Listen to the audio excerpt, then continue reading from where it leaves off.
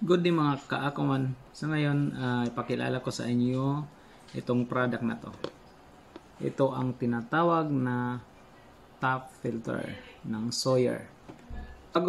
Bago tayo magpatuloy mga kaakuman, shout out muna sa ating mga subscriber kay Anime World, Pards Dwin in Dubai, kay Mahid, at saka kay Lilin Adunes, pati na rin si Celine Gorillo, and Raiden Contreras.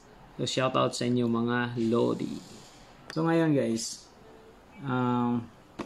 itong hollow fiber na filtration na ito, ginagamit ko na to for almost 9 years.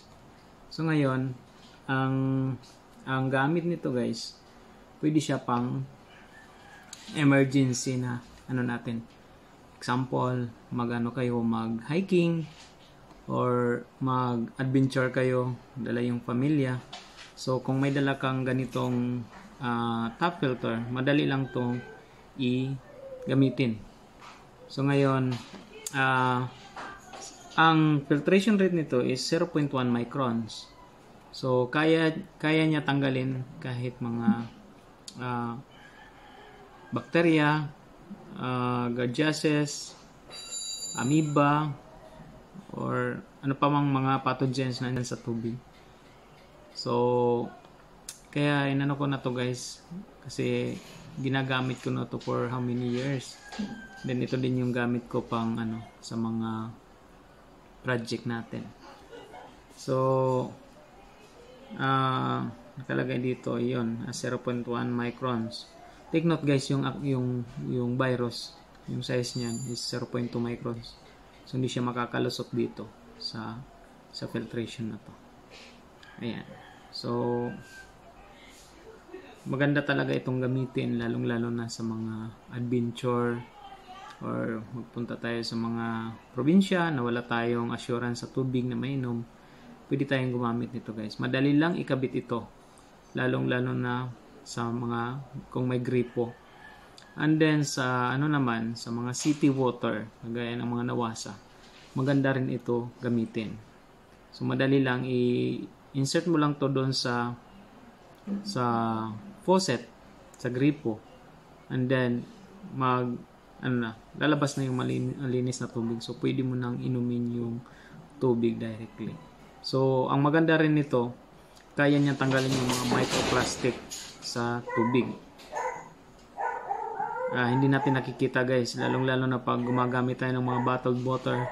Ayan, may mga microplastic niya na sasama na inom din natin. So, isa din yan sa dapat natin ay prevent. Dapat gumagamit tayo ng mga filtration na less maintenance. Ito, ibabakwas mo lang to. Hindi mo na kailangan matagal-tagal din ang paggamit nito.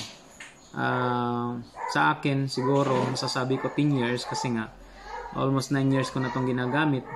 So binabakwas lang siya, gagamitan lang natin ng syringe na ganito, tapos i-bakwas lang natin yan guys. So madali lang siya ito kasi may takip to. So once ginamit mo na to, tsaka yung flow niya is patak-patak na lang, maliit na lang. So ang gagawin mo, yung naka-filter na tubig mo dito, yun din yung gagamitan mo pang backwash.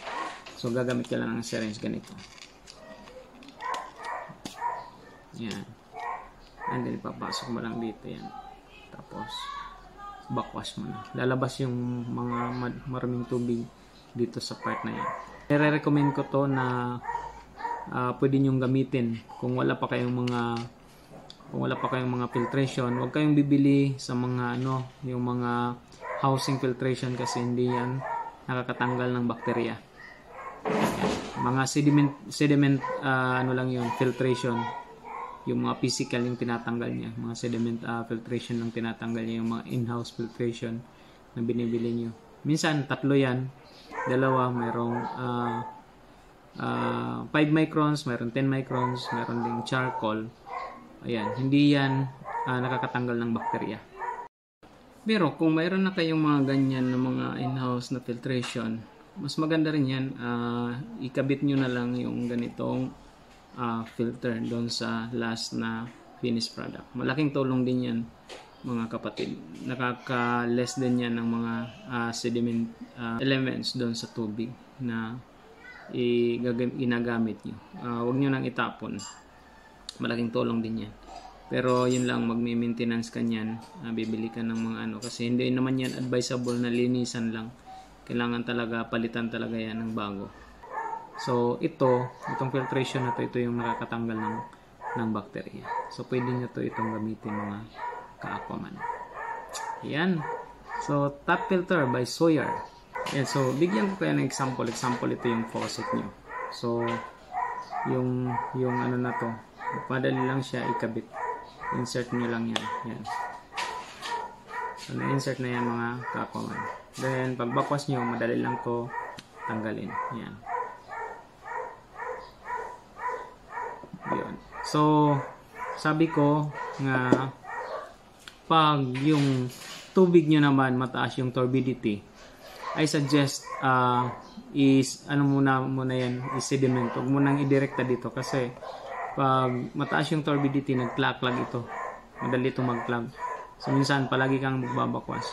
Kaya nga yung mga nilalagyan natin ng Biosan filter para dual filtration sila, mas maganda i-connect din nito doon sa kanilang naka-Biosan kasi yung Biosan tanggal niya yung mga turbidity o cloudiness sa tubig.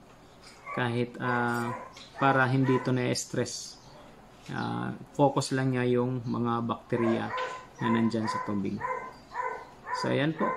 I hope may natutunan kayo dito sa shinare natin na Sawyer top filter. At saka mayroon tayong guys ipapakita na animation kung paano to gumagana, paano niya tinatanggal yung mga pathogens sa tubig.